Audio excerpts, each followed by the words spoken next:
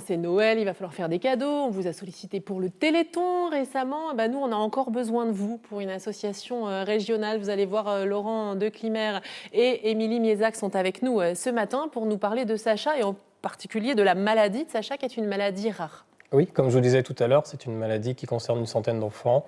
C'est une duplication d'un gène qui engendre énormément de symptômes chez ces enfants.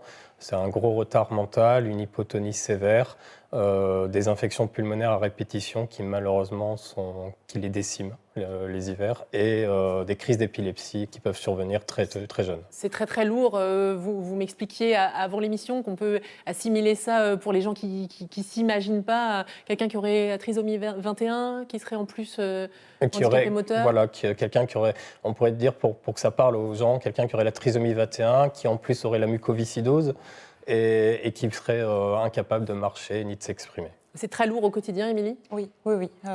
C'est constamment la rééducation, plus les rendez-vous médicaux. On n'arrête pas, quoi.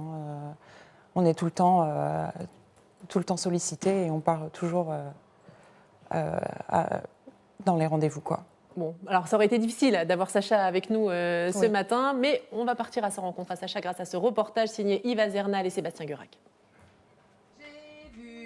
Il adore les chansons et empiler ses jouets, mais Sacha n'a pas la même chance qu'ont les autres enfants de son âge.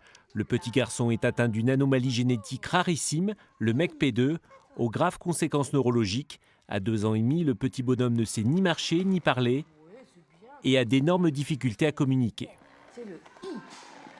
Il est très réactif aux chansons, donc il faut continuer là-dessus. Les comptines, c'est quelque chose qui lui parle beaucoup. Donc, Avec un de chatouille, et on voit qu'il se met en position pour rechercher le contact. Il interagit beaucoup avec son environnement. Il devient de plus en plus curieux. Il progresse plutôt bien, oui.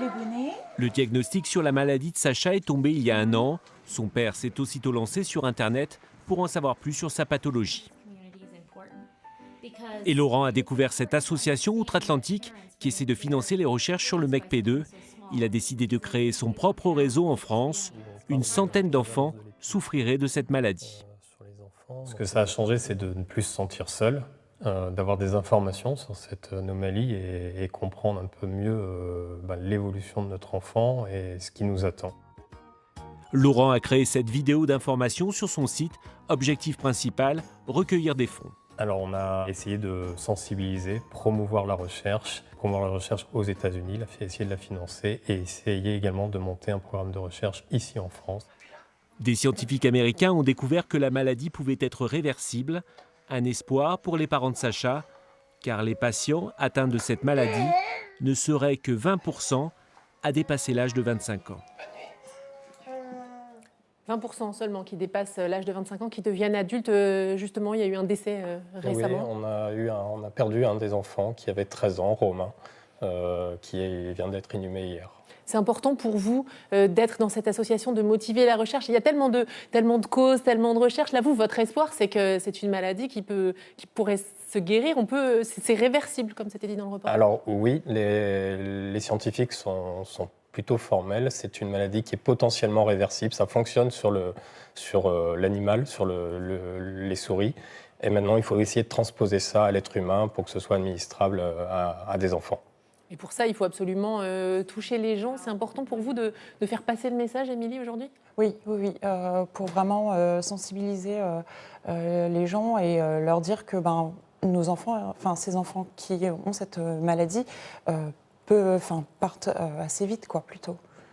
Vous, je sais que c'est difficile pour vous de nous parler aujourd'hui. Vous avez de l'espoir dans la recherche, vous voulez vraiment voir avancer les choses ? Oui.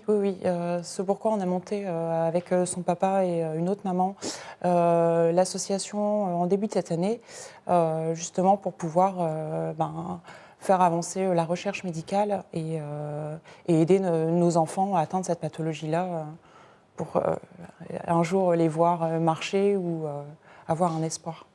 L'idée aussi de l'association, c'est de de faire prendre conscience que ça existe et de diagnostiquer plus facilement aussi, parce que le diagnostic est très difficile. Le diagnostic est très difficile puisque c'est une maladie qui est peu connue.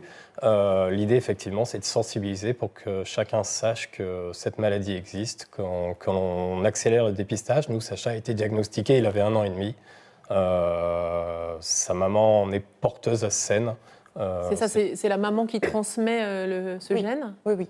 Et vous ne saviez pas que vous étiez... Ah non, non, non, du tout. En fait, j'ai été diagnostiquée après qu'on ait eu les résultats pour notre enfant.